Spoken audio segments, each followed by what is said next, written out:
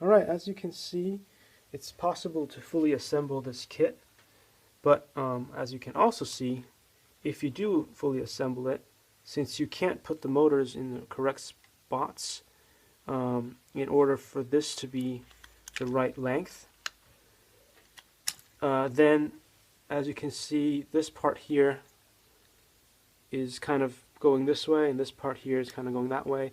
They're not perfectly aligned as they should be, so it's kind of a little bit wonky. You can still install the battery pack on top just fine, and this is what it looks like from below.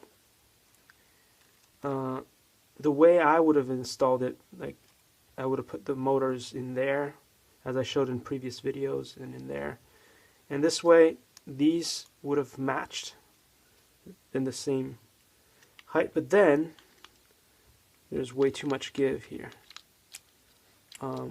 If you do it in the other configuration, there's even more give.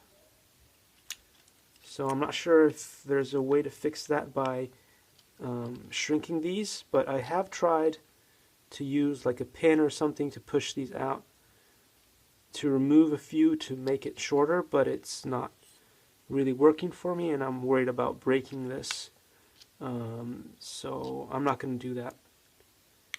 But anyway, if you guys have any solutions for this problem, please let me know. That would be very grateful. I'd be very grateful. Alright, hope this is a helpful videos, and see you in the next one.